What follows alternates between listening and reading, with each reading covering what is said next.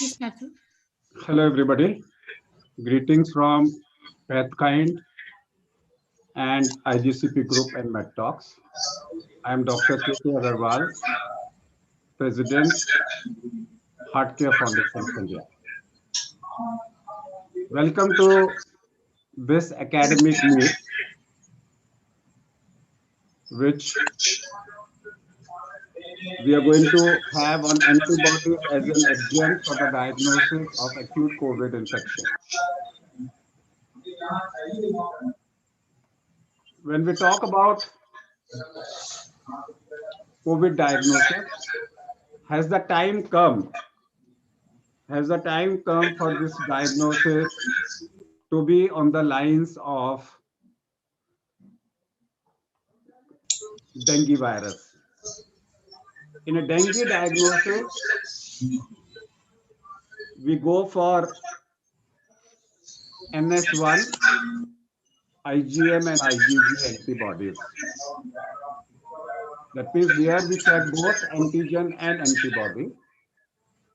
And here we are checking the gene, we are checking the antigen. Should we add antibodies checking into it or not? For this, I have an expert with me, and Professor Ashok Ratan, who is currently an advisor and mentor at Center of Excellence Microbiology and leads Knowledge Forum at Pathkind Labs R&D and Quality. He is a medical microbiologist by profession. Earlier, he has taught at All India Institute of Medical Sciences. He has worked with the WHO and now an advisor to PAHO. Is a Commonwealth Fellow. He is also a temporary advisor to CRO. He is also the WHO Lab Director to CAREC and PAHO. A academician par excellence. Let's listen to him and then we will interact with him. What is the role of adding antibodies as an adjunct along with RT-PCR or rapid antigen test? Over to you, Ashok. Right, sir. Thank you very much. Let me put on my slides.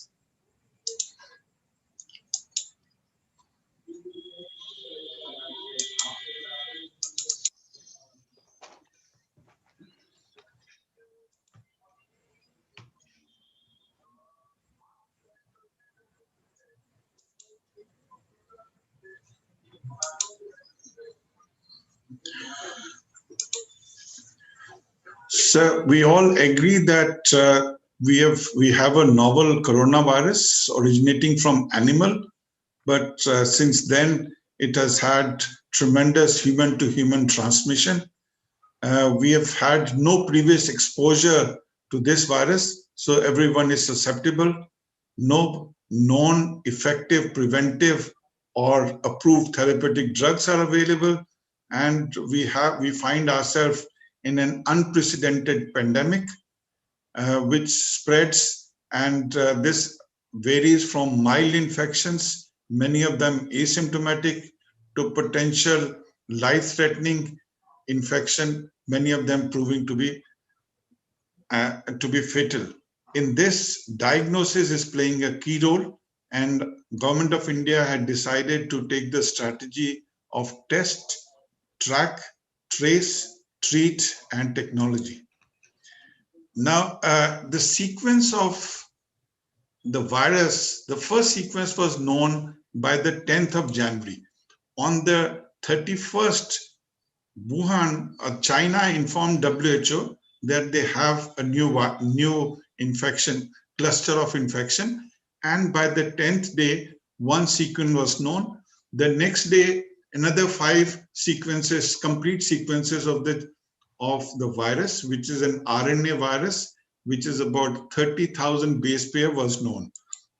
So obviously, RT-PCR was the first test to be devised, initially devised by CDC, but that test ran into, which based on N gene, ran into problem. So they took up the RT-PCR designed by Koch Institute in Berlin, which focused on E gene and RD-RP gene, as you see here. And WHO started advocating that we do E gene followed by ORF, that means open reading frame 1AB gene. Subsequently, these have been available commercially, and Thermo Fisher, instead of focusing only on one gene, has a multiplex one tube PCR, which focuses on N gene, S gene, and ORF1AB. And as you notice here, mutations occur very frequently around the E gene and also around the ORF1 gene. The mutations in spike protein is 1273 amino acid. And early on, there was a spike protein mutation, which was D641-G. And this mutation was outside the RD-RP, outside the attachment site of spike. Now, UK has the mutation, which is N501-Y. This mutation is within the RD-RP, within the receptor binding domain gene. BAT also have a mutation. BAT coronavirus has N501D, and that has no affinity for human ACE2 receptors. So luckily, instead of N501Y, which has increased the spread by about 70%, if it had been N501-D, then the virus would have burnt itself out. Anyway, the PCR that we have we detect 3 genes. And if 2 of them are positive, only then do we report it as positive. If we take a step back, we notice that this is the 3rd coronavirus which is causing severe infection. In 2003, SARS-CoV emerged from China, spread to Singapore, Hong Kong, and to Montreal, but was contained. Then in Saudi Arabia, in 2012, MERS-CoV emerged, and that has been restricted only to the Middle East, with some exposure in South Korea, where persons had gone for treatment. In 2019, Wuhan reported SARS-CoV-2, and since then, we have had more than 86 million cases with nearly 2 million deaths. Though the deaths are 2%, but SARS-CoV-2 is appearing to be completely different than SARS-CoV. One of the reasons why containment procedures are not working is that unlike SARS-CoV-1, SARS-CoV-2 has greater human-to-human transmission. The new strain has increased communication or transmission by about 70%. And it appears that SARS-CoV-2 grows both in the upper and lower respiratory tract. And asymptomatic transmission appears to be the Achilles heel of the current strategies to control COVID-2. If we look at the profile and time frame of what happens is that RT-PCR becomes positive 1 day before a person is symptomatic. It is at peak during the time that the person is symptomatic. But even when the virus is known to be present only for 7 to 8 days, maximum 10 days of the person being symptomatic, RT-PCR is positive even for 5 weeks. It means that RT-PCR is much more sensitive and is detecting fragments of RNA rather than the replicative virus. After the first week or so, antibodies appear. Since this is a mucosal infection, IgA and IgM are the first antibodies to appear. Thereafter, or nearly simultaneously, there's also IgG. While IgM decreases after 1 or 2 weeks, IgG keeps on increasing in quantity and titer. Earlier in March, from Wuhan, it was reported that they had a number of admitted patients who were clinically diagnosed as suffering from COVID infection, but on repeated testing were found to be RT-PCR negative. Then in JAMA, they put out this report that depending upon which sample you take, your chances of positive predictive value from the test would differ.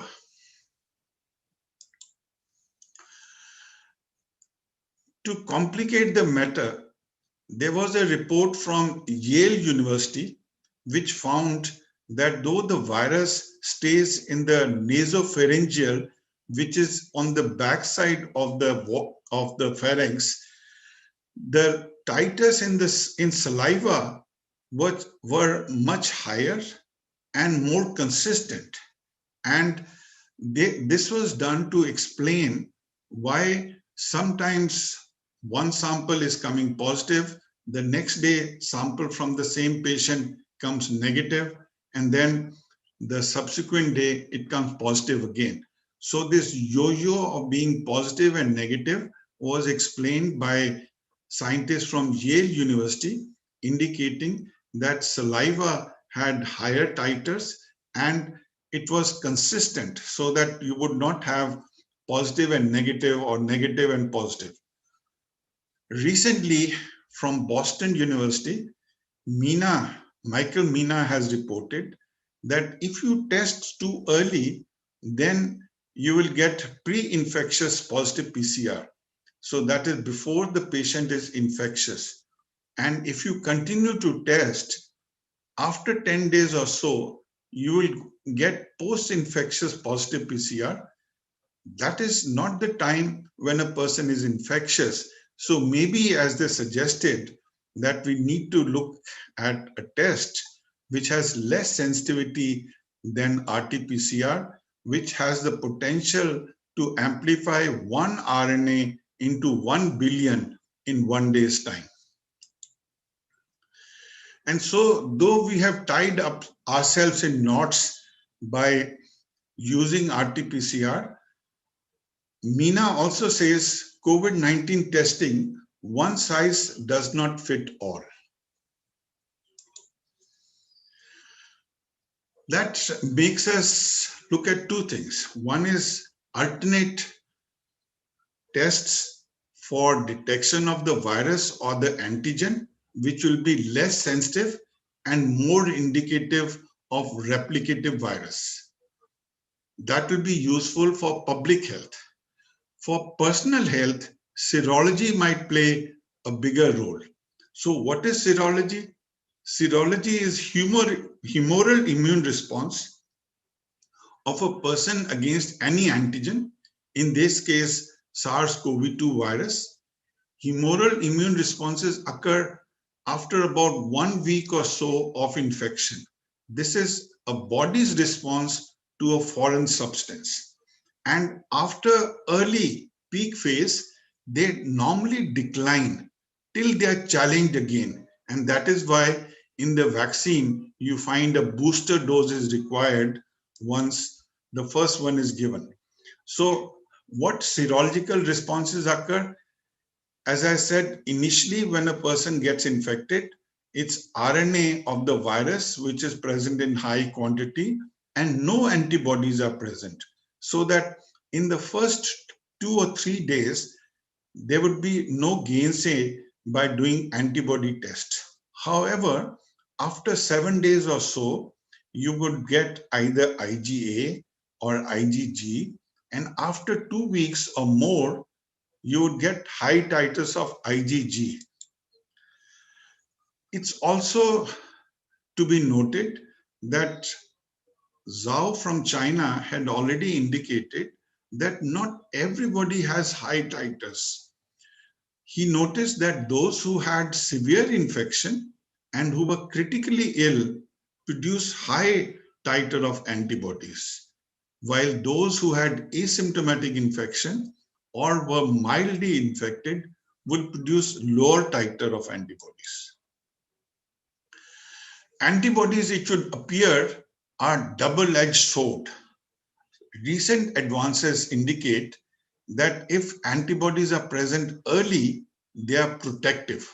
While if they are present later, if they appear after the virus had taken a foothold, then they are inflammatory and they might trigger what we know as cytokine storm. However, today we will restrict ourselves to diagnostic aspect of antibodies. It was Liu from Wuhan who indicated, after looking at 238 admitted patients, that using RT-PCR in the first few days, we would get 80 to 90% will be positive. Thereafter, the positive percentage of RT-PCR would decrease. At the same time, if you did IgM or IgG ELISA, then you would find that in the first 9 days or so, antibodies are low, but thereafter, the contribution of antibodies to making a diagnosis for an individual would be higher than RT-PCR. This was also substantiated by Goa, who indicated that if you use only RT-PCR, you have 51% chances of being right.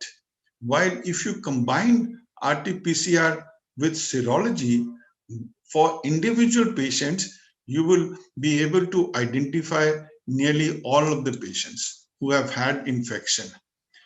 In Boston University, Miller then used this strategy and they followed up by doing antibodies as well as RT-PCR in all the persons who were admitted. They found that in the first few days, the positive percentage of PCR was 90 to 94%.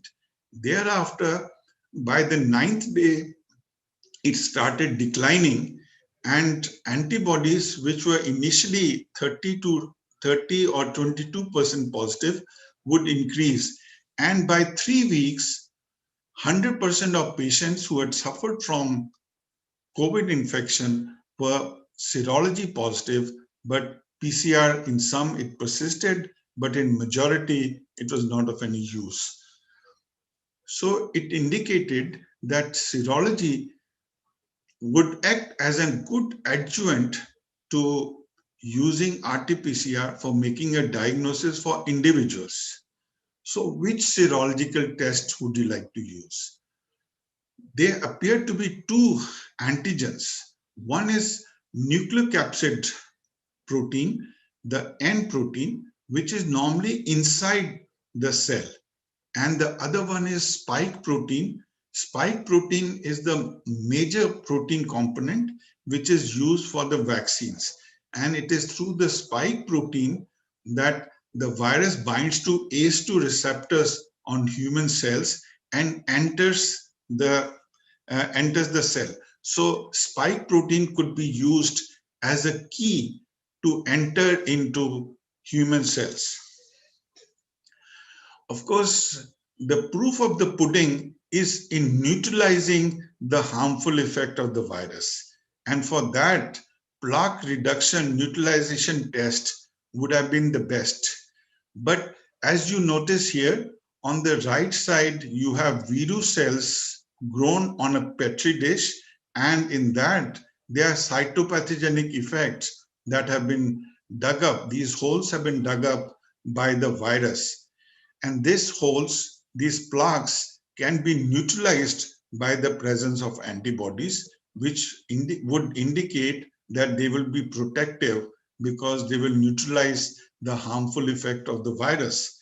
But since for handling this virus, which has great pathogenic potential, you need to work on a BSL-3 lab, and most of our labs are BSL-2. So ICMR indicated that the labs should not attempt to culture. So this test would not be useful for most of the routine labs, except for the reference lab, maybe in NIV Pune, where they're doing culture. Scientists have tried to get away from this by making a pseudovirus. A pseudovirus is a virus which expresses the spike protein but is not infectious, so that it will do everything that coronavirus or SARS-CoV-2 does, but since the RNA inside is different, it will not have the harmful effect after it has bound to ACE2 receptors.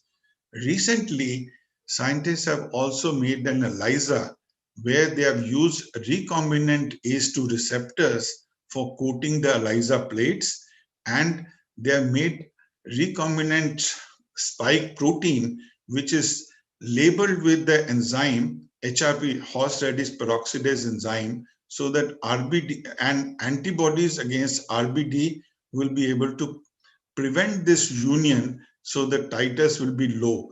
This would indicate this will be equal to neutralizing antibodies that we discussed previously. And of course, it is harmless.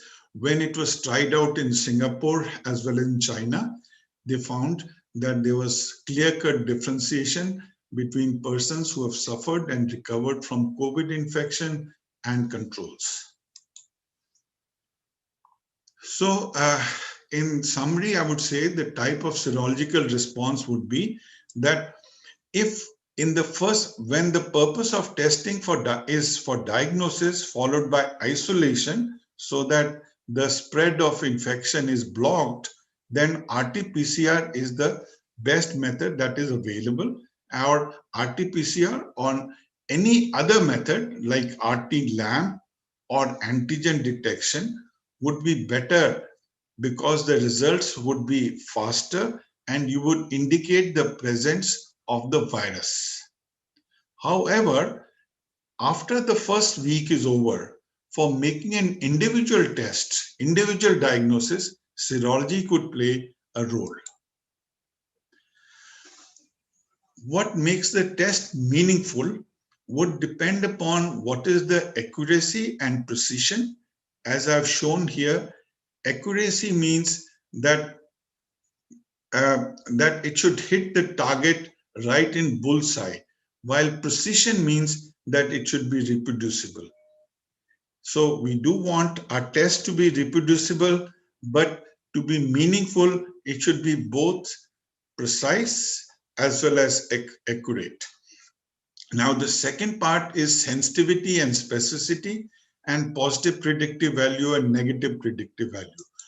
Sensitivity and specificity are inherent properties of the test, and we must choose a test, a serological test, which is more than 90%, so that we don't get false positives.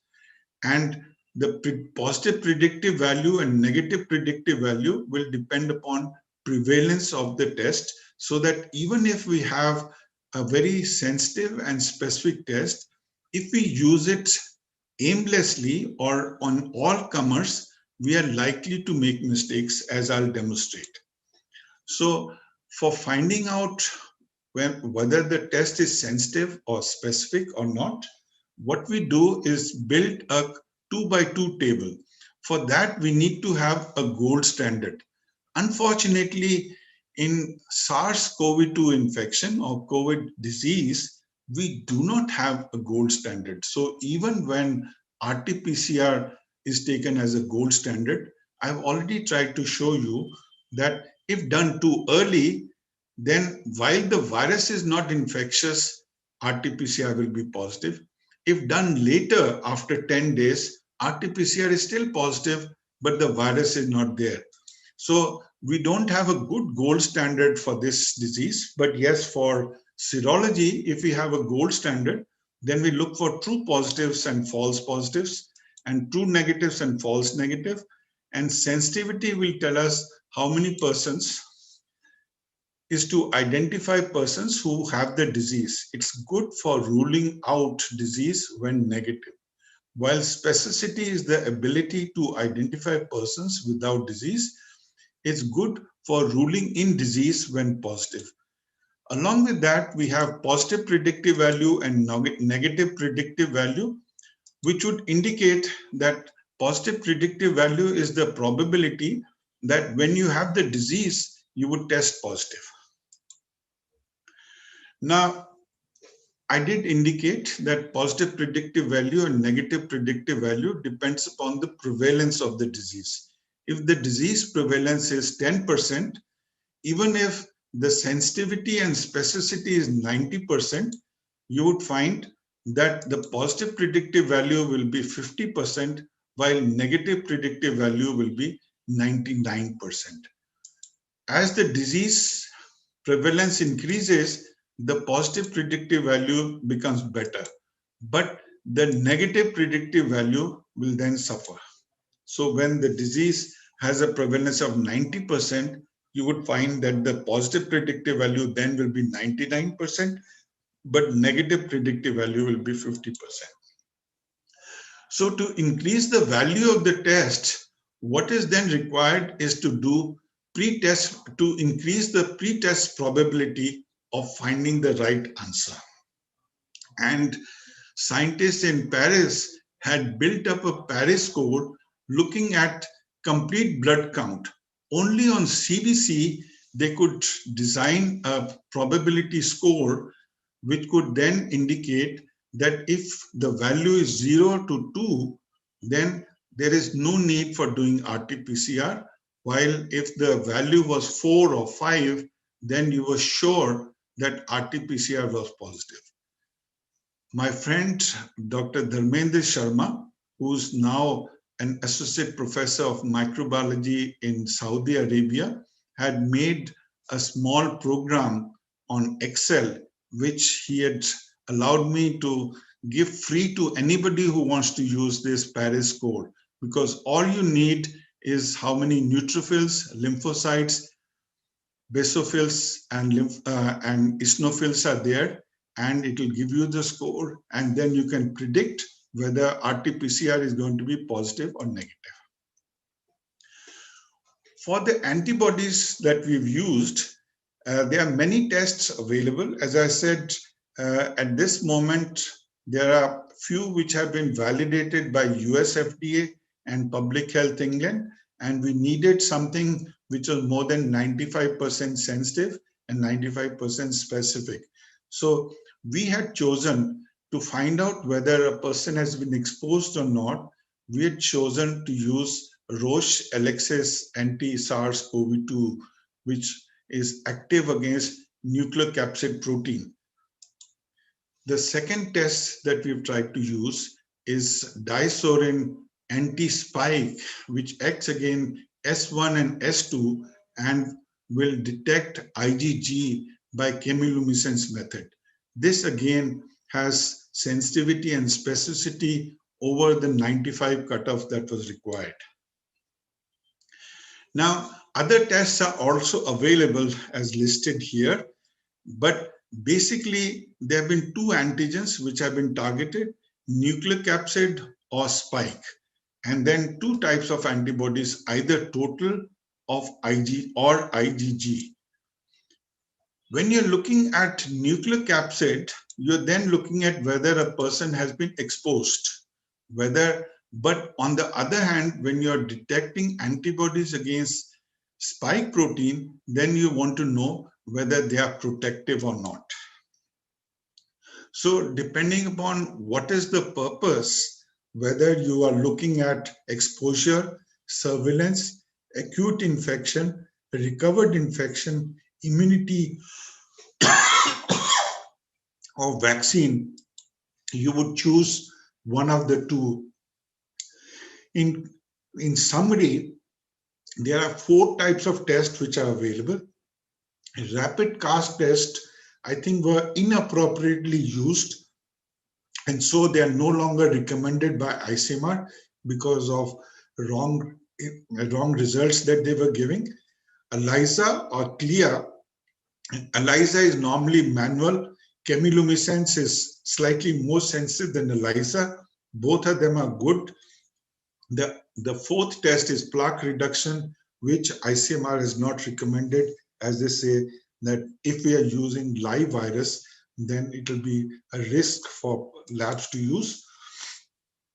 So in conclusion, I would suggest that if you use serology along with RT-PCR, then by the 9th day, after the 9th day, you would find that serology would add more to the diagnosis of COVID patients for individual patients. Of course, serology would have no use in isolating the person or decreasing the spread of infection.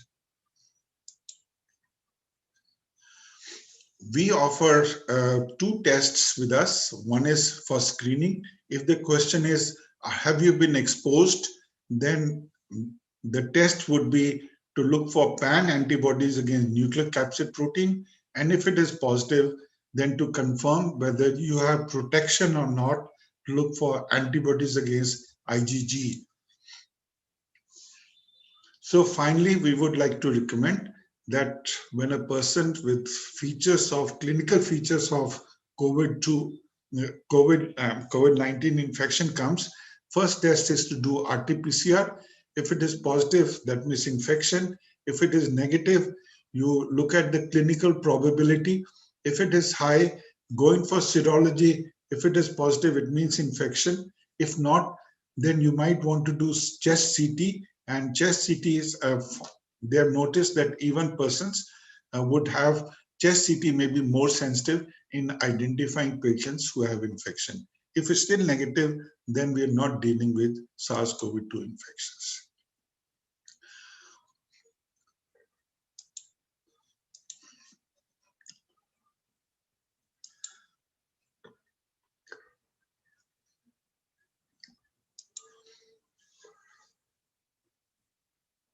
So you're mute. Thank you, Professor Ratan, for a beautiful presentation, very lucid, very simple, easy to understand. So I'm simultaneously checking the question answers, and if you have any question, you can start asking. In the meantime, I will start from very basics. First of all, I check up my sample. I'm going to go for a sample. If people, normally what happens is people say, oh, somebody is coming for a sample. Let me do gargles.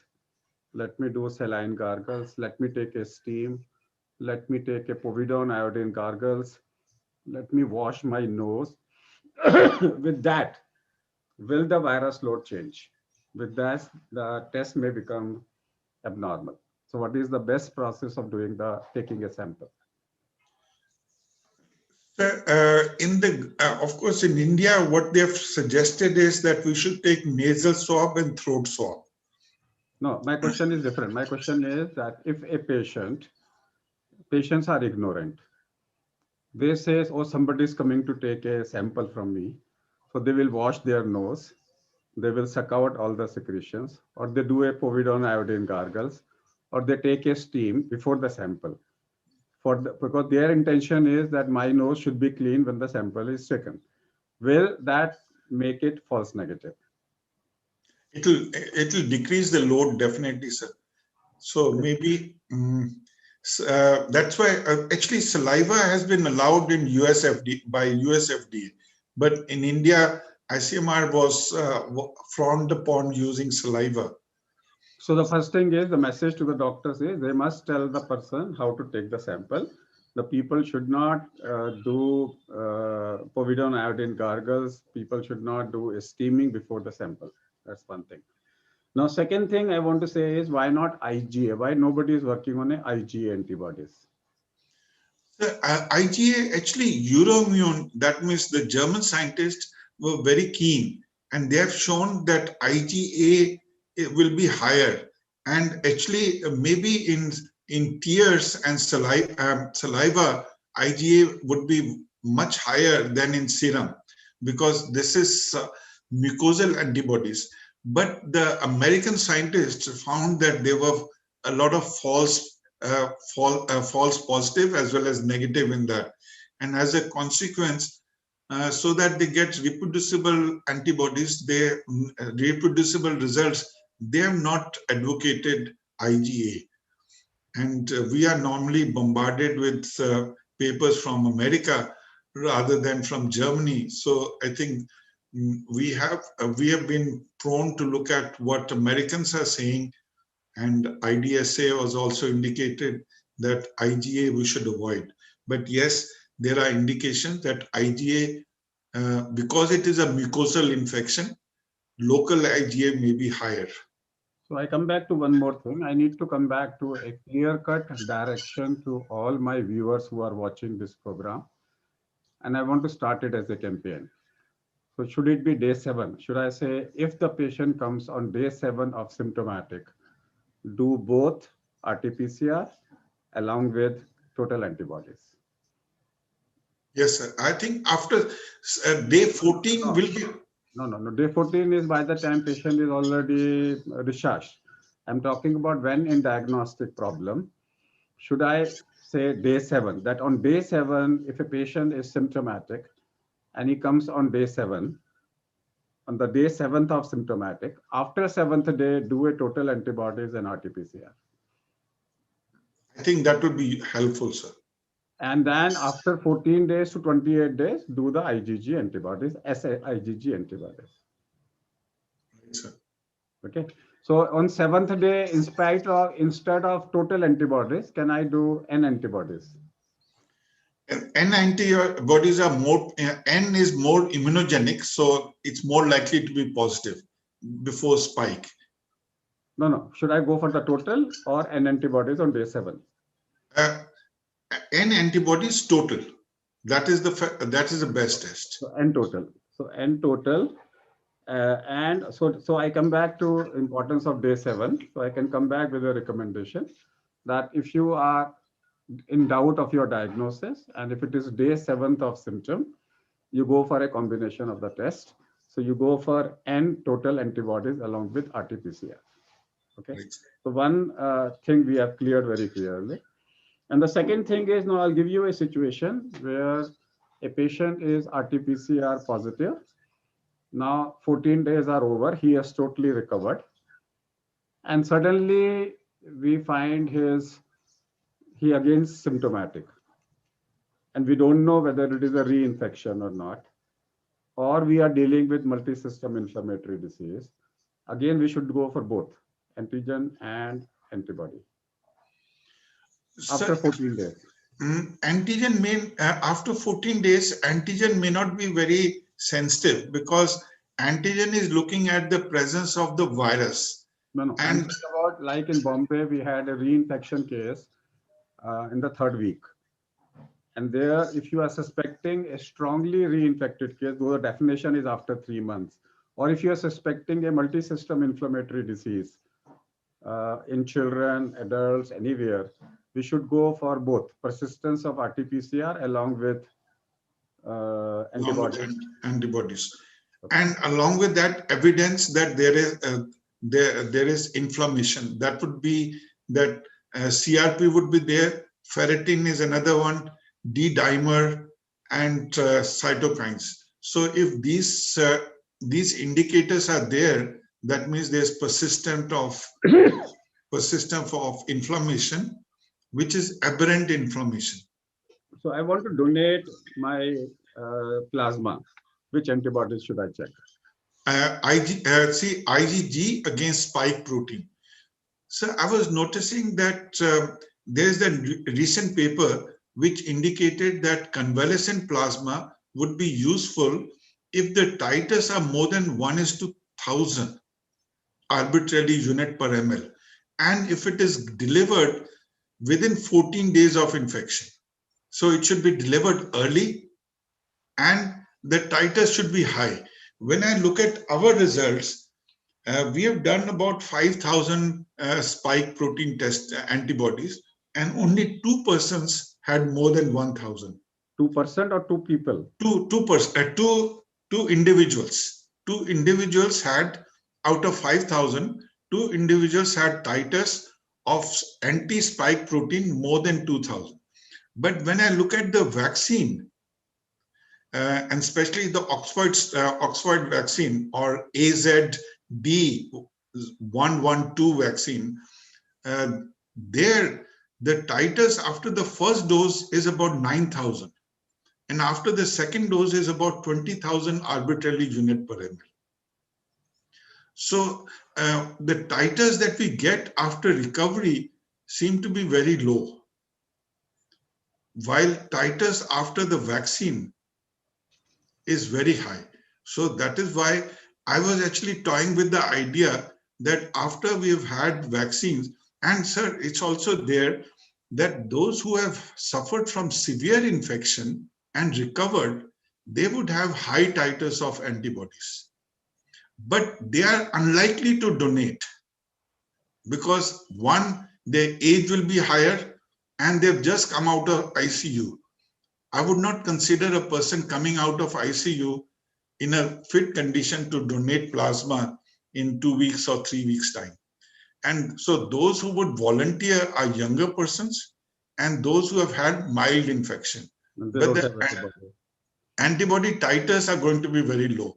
So I think the vaccine, those who have the vaccines, and if they are willing to donate after 28 days of the first dose or second dose, they would be ideal to have banks to be able to have this plasma bank and save those who are unable to take the vaccine or they're serious. So do we have any evidence or a study which talks about it where they have used post-vaccination plasma therapy? No, sir.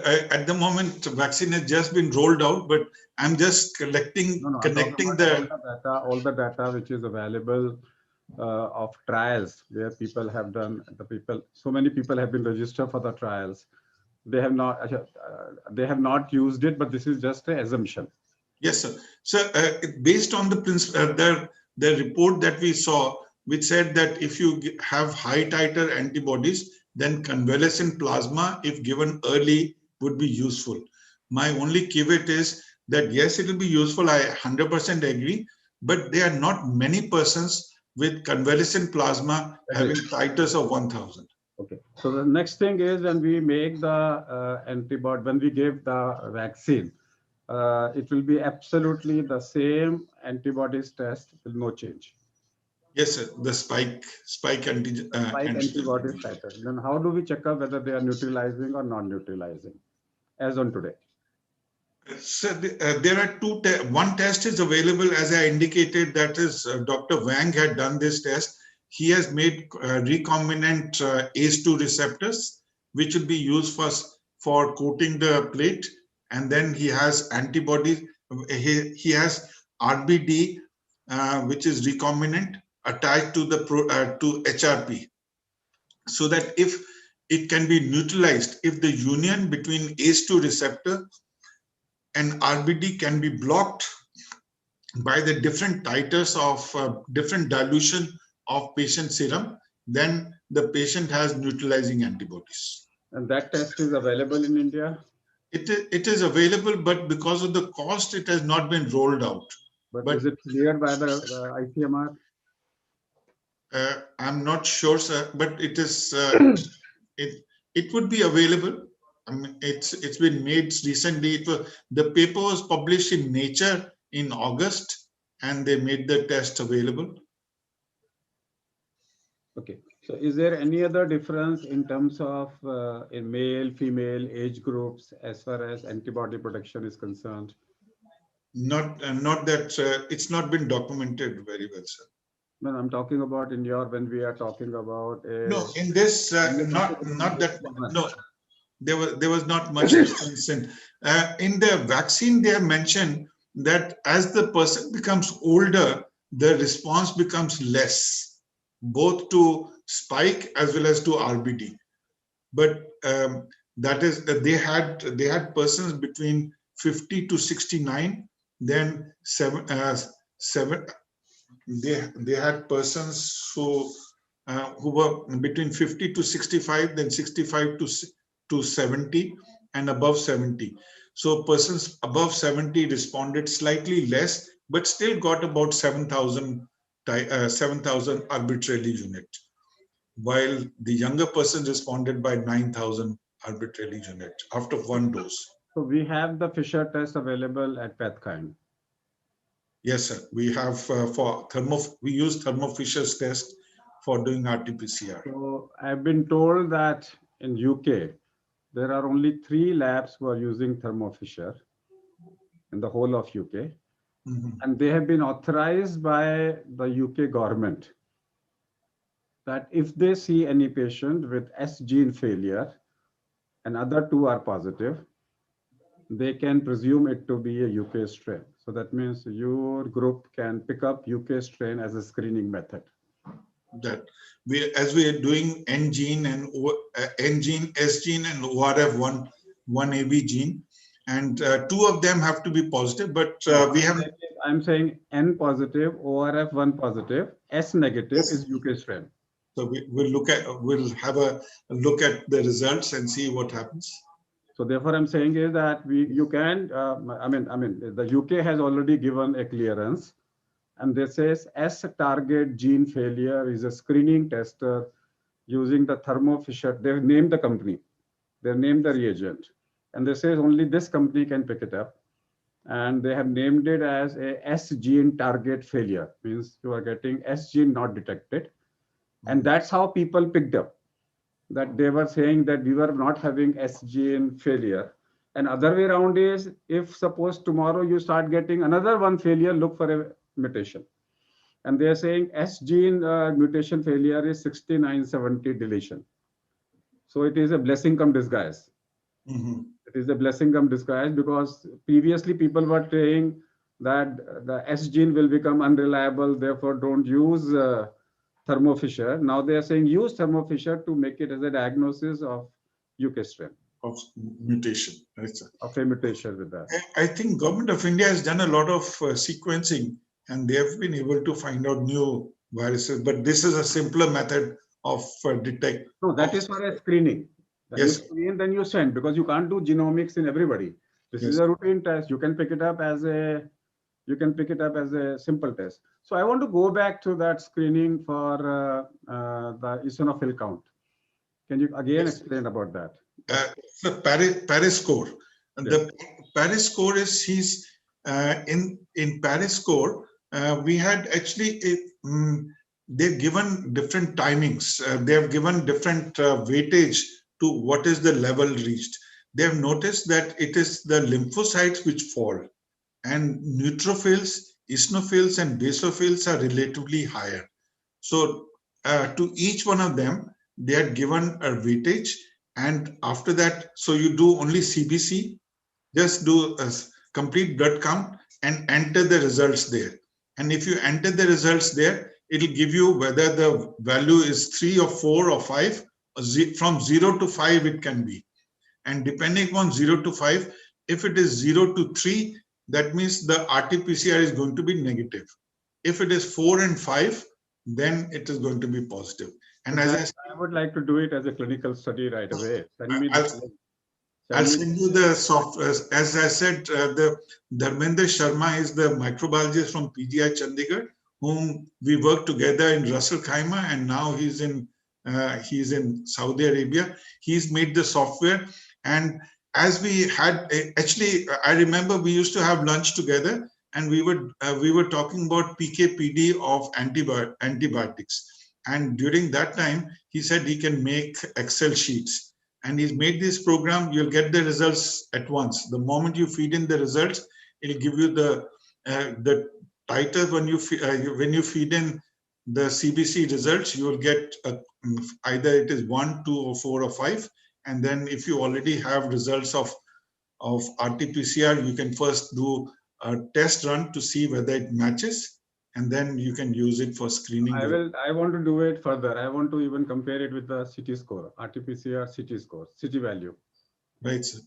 my intention is that go further, pick up 100 cases, go further and correlate them with the CT value. So I'll send it up just now as Yeah, soon as we finish this. and then what about the CT value? Do you think that CT value changes also signifies a possible mutation? Suddenly you say in the society, everybody is coming with a different CT value. Suppose you say the average CT value of this month is 26. And next month you start getting number of cases are increasing and everybody is coming with a CT value of 14 or 15. Do you think this can be an indicator? Lab should be able to specify that we are seeing a possible mutation. So we've been actually, I've been telling my own colleagues that for every test that we do, every 96 well that we put up, we have a positive control. The Thermo Fisher positive control is equivalent to 50 viruses. And the CT value that we get, then we can plot a Levy-Jenny chart to see what is the reproducibility of our result. And then using that as a control, the patient CT value we can minus from the positive control, so that you have a idea that this is known as delta CT. I think maybe in the next seminar we can discuss that in greater detail, and I can explain how it is calculated. But delta CT could, of course, I agree that there are many persons who are against giving CT values, including ICMR. And if there is a research paper which says CT value has value, there will be an editorial which says that be cautious. So I would tend to agree with both. That I remember, sir, there was one doctor, 70 years old. He was positive in June. Then he was positive after he closed his lab. He self-isolated himself. He was staying in his Barsati, not meeting his children or his grandchildren. After 20 days, he was still positive. After another 20 days, he was still positive. So after about 40 days of isolation, he then asked what is to be done.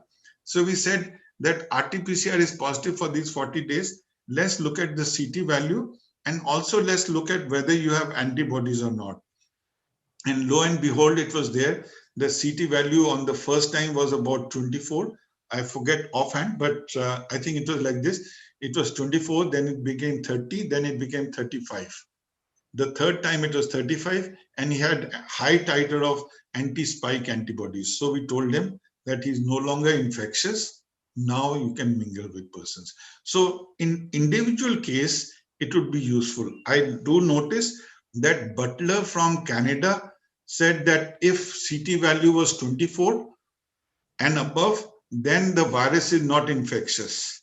But La Scala from Italy, he had said that he had got, using E-gene, he said that when the CT value was 34, then the virus was no longer infectious. And then there was another lady from UK who said that they had been following up both CT values as well as replicative virus, and chances of replicative virus became only 5% if CT value was 35 and above. So that the CT value is not one value. It seems to vary from person to person. And as they said, that because the sample is being collected from the throat and the nose, there are pre-analytical variables which can affect the CT value. At the same time, you and I, we have to find out how we can use this information. But now the government itself has said if the CT value is less than 30, look for a UK strain. This is this came in the media. Government itself said all cases of the UK returnee where the CT value is less than 30, we are going to check for the genomic study. So right. They are using CT value now. Yes, the CT value has value. There is, it is just that we have to use it wisely and with caution. So that. So I want to ask the last question. Is the possibility of an antigen and antibody together. What can be the significance apart from the lab diagnosis? I'm talking about a patient has a person. Why I'm asking this question is, now what is this Covaxin. It's a dead virus. Mhm. Okay. So your virus, where RT-PCR is positive on 8th day and the virus is non-culturable, is also a dead virus. Yeah, it's a fraction of the virus. Yes, sir. A fraction of a virus. In Mhm. that situation, that should continue producing antibodies. So therefore, those people who have a persistent antigen positive should be making more antibodies than those people who have no persistent antibody antigen in the body. So Theoretically. it depends upon the host response. As I think the paper had indicated, this is from Stanford, that if a person responds quickly by producing antibodies, they've noted that they tried to study antibody response in persons who died and those who survived. And they find that at that time, there is not much difference in the titer of antibodies in those who survived and those who died. But when you look at the kinetic, then if you respond within 7 days, then the chances of recovery is higher. If a person has delayed response, antibody response, then the chances of dying are more. So in a way, it depends upon the dynamic. In a vaccine, you're dealing with a dead virus. So that virus cannot attack you. The body can respond to it. While in a living system, the RNA is multiplying inside the cells and taking over your cell mechanism. Viruses are parasites who are actually dead, because our definition in biology for living is that you should be able to multiply. So viruses outside the cell will not be able to multiply. But once they go inside the cell, then they become like dictator and use your mechanism to multiply. So in an infection, they are taking over your mechanism, while in vaccine, they are dead viruses where you are responding, and if you respond well, then you're protected. So that's all for today. Let me sum up for a beautiful presentation we had. Number one is we have learned today. What we learn today? A, have a proper collection of sample. If a person has used povidone iodine, if a person has used nasal wash, steam, before the sample may show a different results. It may be negative, false negative. It may show even a different CT value, RT-PCR CT value. Number two, what we have learned is the importance of day 7, that if the patient comes off to you on day 7, that means day 7th of the symptom, and if you are still suspecting that you should go for a test, go for RT-PCR. Along with that, with RT-PCR, you go for along with that, you go for IgG test total, so that you can pick up the diagnosis. Third, as on today, if you are choosing a test, if Thermo Fisher is available, go for it. It can also give you a rough diagnosis, screening diagnosis for a UK strain, specifically if the testing is being done between children between 7 to 11 years, because this virus affects children more. Along with that, if the person is having loss of smell and loss of taste, then because in the UK strain, more loss of smell and loss of taste is coming. Also start getting ready once the vaccines are being given, maybe that these vaccine may become donor and start saving lives. It's a theoretical assumption, but worth looking at, worth considering, because after the vaccine, antibodies will be much more. So if you are looking for a plasma therapy, then post-vaccine plasma therapy may be a better value. CT value in selected cases has a value. Always ask your lab to provide a CT value of your case. I normally would say is that even delta CT value you should be able to get from the lab,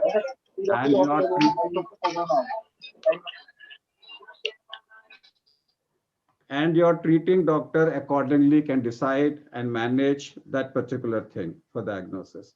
So the main lesson which we have learned today is on day 7, go for dual testing like we go for NS1 with IgM, IgG in dengue, go for a double testing. After 7 days, you can shift to a S antibodies test. If you already are a RT-PCR positive, and now you want to decide the presence of antibodies or not, you can go for N plus S, antibodies plus S antibodies, you can decide. And when you get a vaccine to decide whether you have developed antibodies or not, it will be the same S antibodies which will come. In a Thermo Fisher test, if you are finding that S gene is absent, other two genes are positive, you take it, you presume that this is a UK strain. So I would like, if anything else as a take-home message, if you would like to end. I think I do feel that serology has its own role for personal health. It may not be useful from public health point of view, in the sense that only after 7 days is it positive. So seventh day, seventh day, seventh day. Learn 7th day is the time when the virus dies. 7th day is the time when your CRP should become normal. 7th day is the time when your D-dimer should start falling. 7th day is the time when your antibody starts appearing.